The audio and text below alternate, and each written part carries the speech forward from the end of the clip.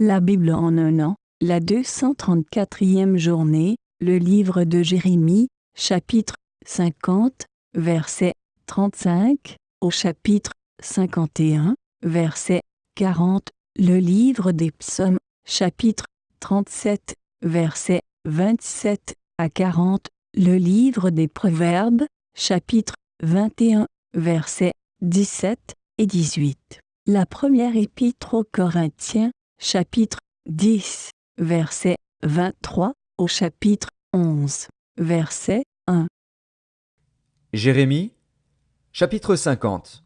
L'épée contre les Chaldéens, dit l'Éternel, contre les habitants de Babylone, ses chefs et ses sages. L'épée contre les prophètes de mensonges, qu'ils soient comme des insensés. L'épée contre ces vaillants hommes, qu'ils soient consternés. L'épée contre ses chevaux et ses chars, contre les gens de toute espèce qui sont au milieu d'elle, qu'ils deviennent semblables à des femmes. L'épée contre ses trésors, qu'ils soient pillés. La sécheresse contre ses eaux, qu'elles tarissent, car c'est un pays d'idoles. Ils sont fous de leurs idoles. C'est pourquoi les animaux du désert s'y établiront avec les chacals, et les autruches y feront leur demeure. Elle ne sera plus jamais habitée, elle ne sera plus jamais peuplée. Comme Sodome et Gomorrhe, et les villes voisines, que Dieu détruisit, dit l'Éternel, elle ne sera plus habitée, elle ne sera le séjour d'aucun homme. Voici, un peuple vient du septentrion, une grande nation et des rois puissants se lèvent des extrémités de la terre. Ils portent l'arc et le javelot. Ils sont cruels, sans miséricorde. Leur voix mugit comme la mer. Ils sont montés sur des chevaux, prêts à combattre comme un seul homme contre toi, fille de Babylone.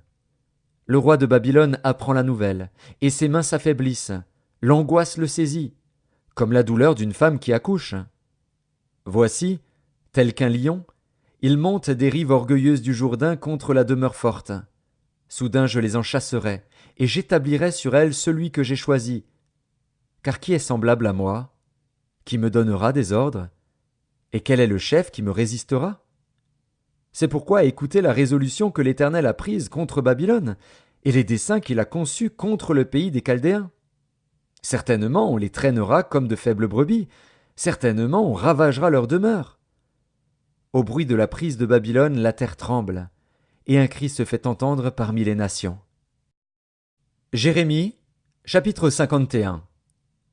Ainsi parle l'Éternel.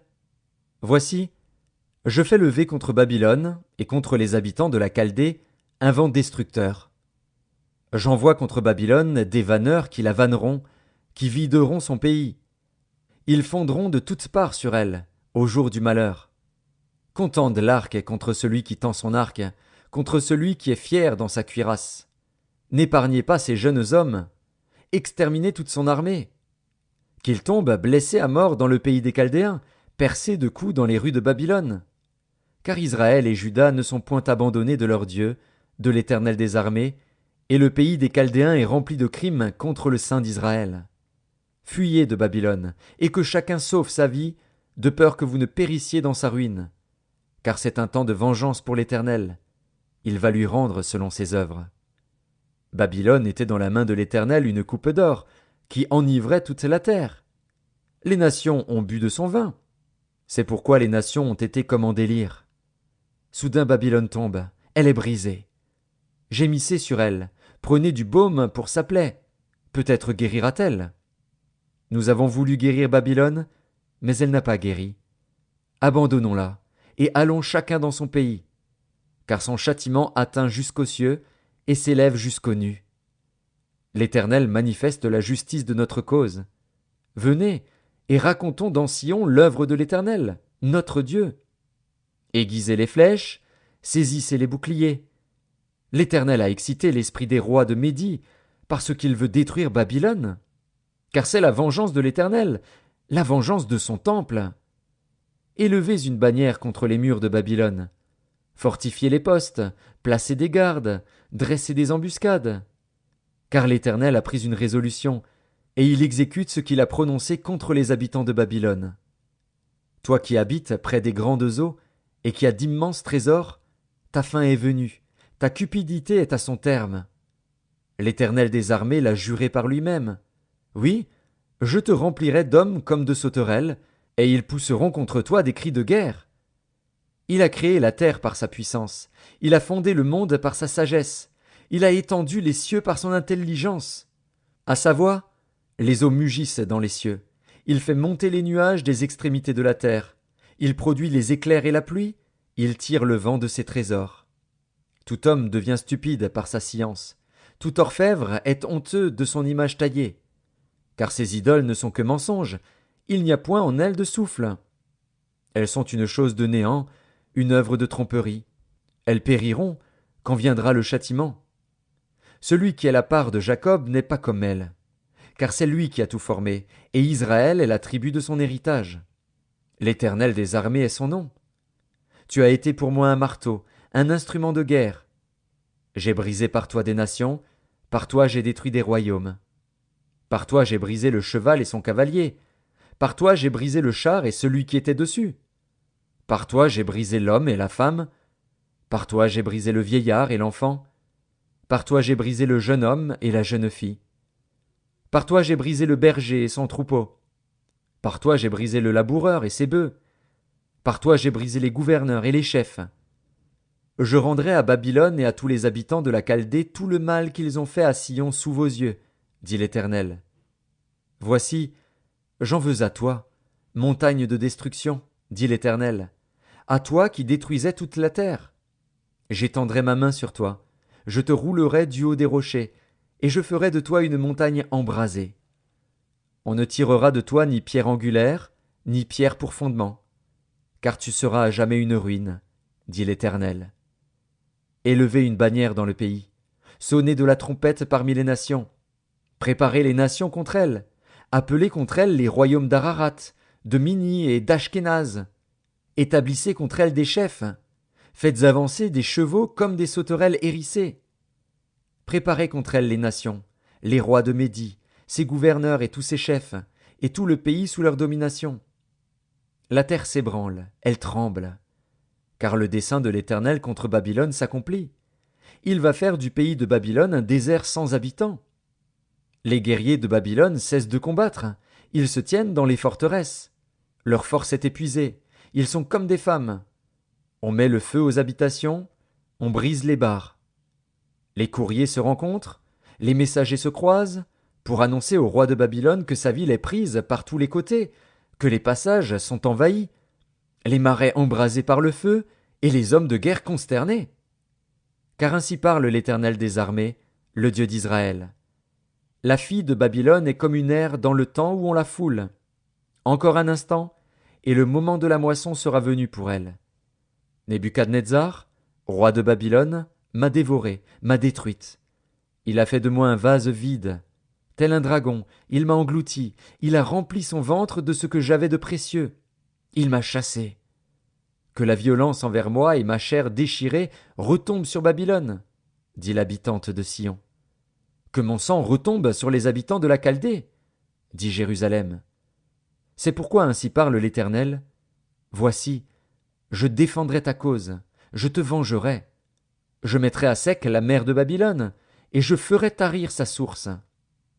Babylone sera un monceau de ruines, un repère de chacals, un objet de désolation et de moquerie. Il n'y aura plus d'habitants. Ils rugiront ensemble comme des lions, ils pousseront des cris comme des lionceaux. Quand ils seront échauffés, je les ferai boire, et je les enivrerai pour qu'ils se livrent à la gaieté, puis s'endorment d'un sommeil éternel et ne se réveillent plus, dit l'Éternel.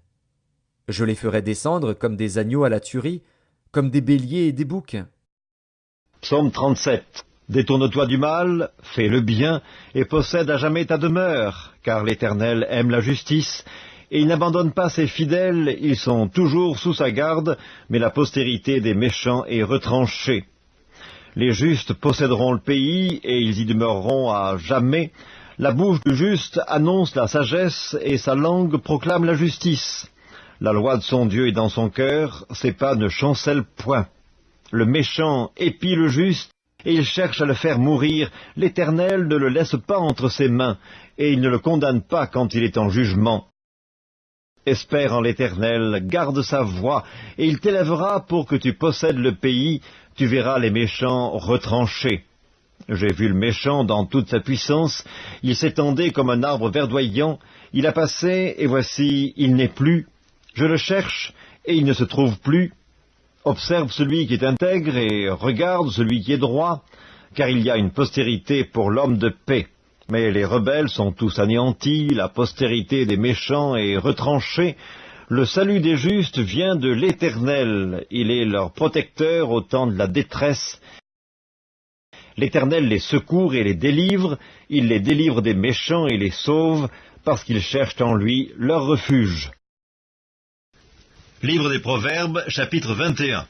Celui qui aime la joie reste dans l'indigence, celui qui aime le vin et l'huile ne s'enrichit pas. Le méchant sert de rançon pour le juste, et le perfide pour les hommes droits. Première épître de Paul aux Corinthiens, chapitre 10. Tout est permis, mais tout n'est pas utile. Tout est permis, mais tout n'édifie pas. Que personne ne cherche son propre intérêt, mais que chacun cherche celui d'autrui.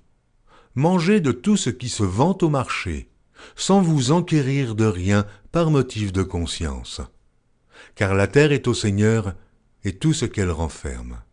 Si un non-croyant vous invite et que vous vouliez aller, mangez de tout ce qu'on vous présentera, sans vous enquérir de rien par motif de conscience. Mais si quelqu'un vous dit « Ceci a été offert en sacrifice », n'en mangez pas, à cause de celui qui a donné l'avertissement et à cause de la conscience. Je parle ici non de votre conscience, mais de celle de l'autre. Pourquoi, en effet, ma liberté serait-elle jugée par une conscience étrangère, si je mange avec action de grâce? Pourquoi serais-je blâmé au sujet d'une chose dont je rends grâce? Soit donc que vous mangiez, soit que vous buviez, soit que vous fassiez quelque autre chose, faites tout pour la gloire de Dieu.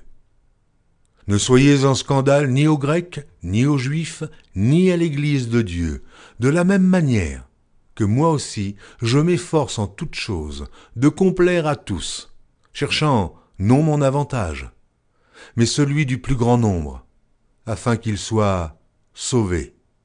Épître de Paul aux Corinthiens, chapitre 11. Soyez mes imitateurs, comme je le suis moi-même de Christ.